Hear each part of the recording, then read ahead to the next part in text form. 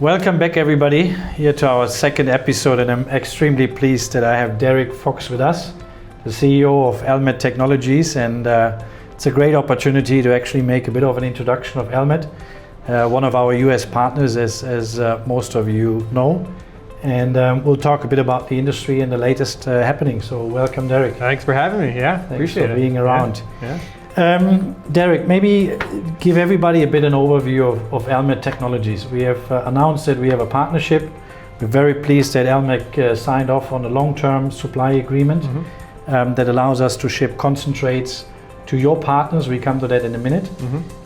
But yeah, we're very happy that we got this signed up for, and having you now in Vietnam, we're actually traveling together. To see some of the refineries and talk through the future plans. Sure. Yeah. But give everybody a bit an overview. Yeah. So Elmet Technologies has been around since 1929. Most of its life, it was a Philips lighting plant making incandescent light bulb filaments, and diversified through the years. We're always molybdenum and tungsten, but now we don't do any lighting. Defense industry, semiconductors, medical, industrial, pretty broad range of industries that we're working in. And we'll put all that together, extrusion, and we have machine shops in two of our plants as well. And so we'll take all those products and cut and bend and make products for end customers. The current ownership bought the company in 2015. And we've been running it since then, and in 2023 we bought the assets of HD Stark Solutions, so we picked up another plant in Euclid, Ohio, and Coldwater, Michigan, also doing molybdenum and tungsten, but kind of on a bigger product scale. And so the two businesses went together really nicely in terms of us doing smaller, more custom, and HD Stark Solutions doing larger, bigger equipment, bigger products. So it's been a really good pairing in the marketplace for us, allowing us to give a bigger breadth of product to the customers. Yeah. Excellent. I mean, I had the opportunity to visit some of your facilities last year, and it was very impressive. And I think most people think that these are metal products that you produce in large quantities, but it's not. It's really small-sized lots, at least the ones that I have seen, and very technical products. So maybe as compared to some of our customers in the tool making industry, which is rather large volumes, maybe you can divide it up in what are the sectors you are delivering your products in. I mean, it's very critical sectors which are often linked to national security interests in the US. We come to that later. But just roughly percentage-wise, how are you delivering into defense and other industries we are aware of, and I think these are very critical industries and sectors, but not necessarily large volumes. Yeah, our biggest industry is going to be the defense industry, about 30% of sales. Kind of to your other point, we have hundreds and hundreds of customers, thousands and thousands of unique parts.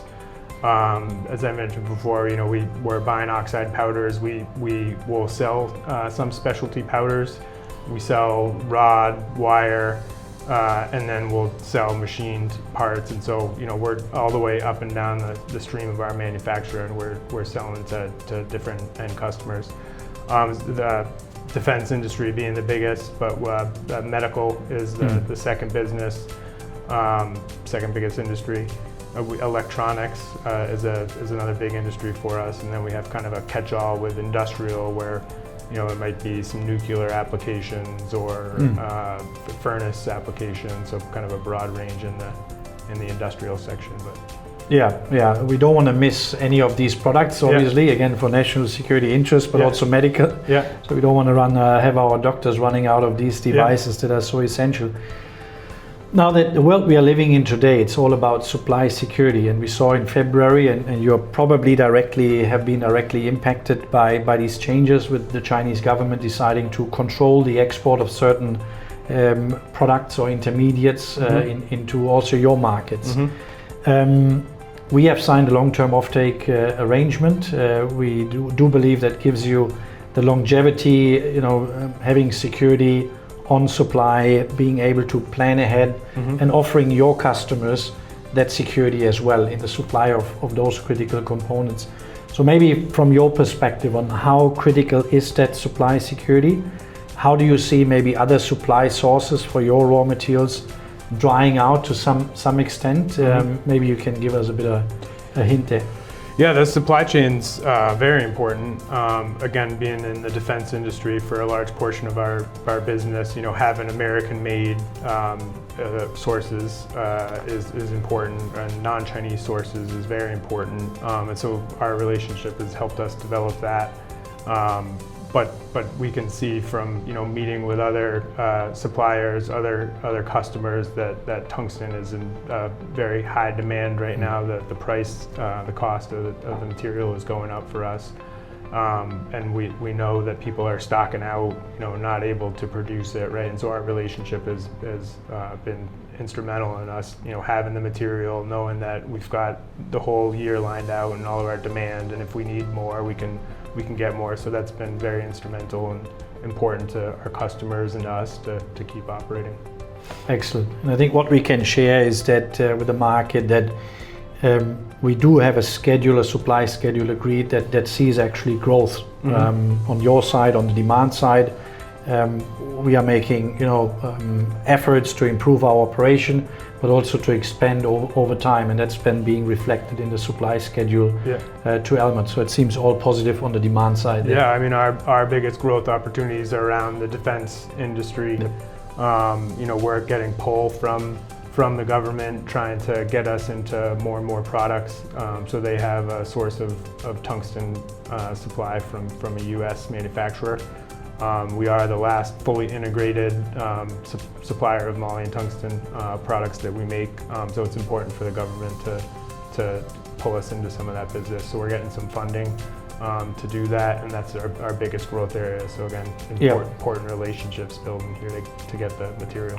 No, absolutely. Now you referred to the government, and specifically I would say the US administration is now working towards a new landscape of tariffs, of trade instruments that are put in place, obviously to protect domestic or enhance domestic production within the US. I think there's at least two dimensions here to the tariff discussion. One is, does tariffs harm the macroeconomic development and companies investing less because of uncertainty? Do you feel the impact on that side? General demand concerns driven by, again, uncertainty, and or is there more impact resulting from direct tariffs on some of the raw materials that you buy or some of the products that you ship? So what do you think is outweighing here in that perspective, and how would maybe more clarity help the overall industrial environment to basically get more positive on outlook and people back into investing? Yep. Yeah, we don't have any extra tariffs on our incoming material, so I would say that's a positive factor for us as we're able to kind of keep steady on our costs. I'd say the uncertainty is I see some of that for sure impacting things where, again, our costs aren't up, and it should be more expensive to buy from China right now with their extra tariffs. But we're I think seeing some of that uncertainty with folks maybe not quite pulling in a lot of demand. But it's certainly not a negative. But I don't know as if we've seen maybe the full benefit of some certainty and time might play out into the market. Excellent. Let me come back to the partnership arrangements, and what probably is also not fully appreciated maybe by some investors, that see this relationship as something positive, is the fact that these products are very technical products. So we produce various concentrate specifications, which not all refineries like or even can use because of technical restrictions.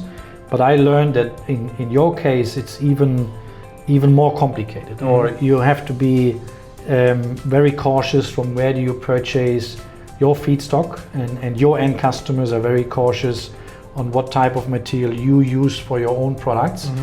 Maybe you can explain it a bit better than I do that. Yeah. And how do you want to make sure that that supply chain is fully established, because changing your suppliers every month is not an option from a technical point of view. Yeah, so I'd say the easiest way probably to describe that is, again, we're buying an oxide powder, reducing it down, and one of our most complicated processes is going to be a fine wire that's thinner than a human hair, and so it's going through many manufacturing steps, all kinds of different processes from swaging and drawing, and we're annealing it at different stages, and if there's different parts per million of some chemical that's in there, or particle size is different, it can all run very differently through the factory and cause us a lot of yield problems.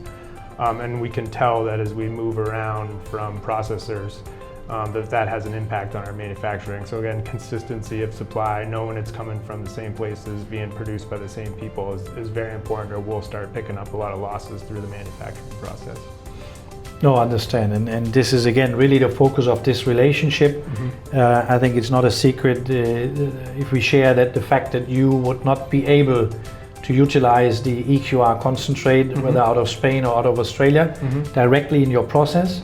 I think you yourself, you travel to look around, talk to refiners. We're now here together in Vietnam. So you work with suppliers that are our long-term customers as well. And I think that's great to see that all parties are getting together and having these long-term commitments and put that in place.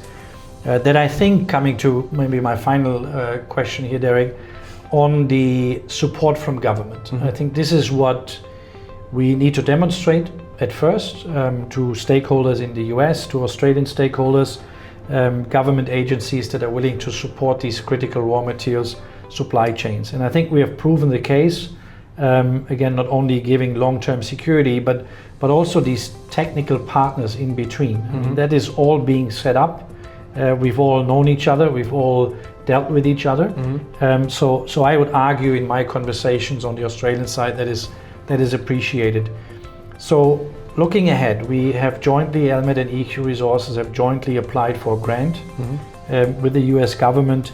You have a lot of experience, you're a critical supplier to these industries you highlighted: defense, energy, medical. Maybe from your perspective, what do you see really on the ground dealing with government officials and agencies? How much support is really given?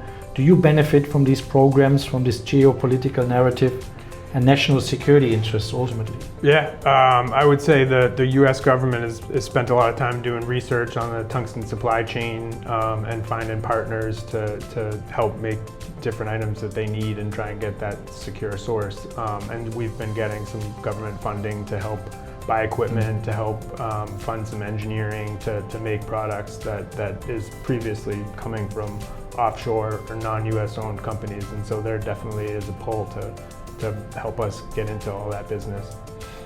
Oh, excellent. Yeah. Very good. So we are positive that we also have the opportunity, again, expanding production and supplying into your growth profile, I would say. And it's great to hear that these efforts with the US government hopefully will bring us some funding, some support for the projects that we have laid out. Yeah.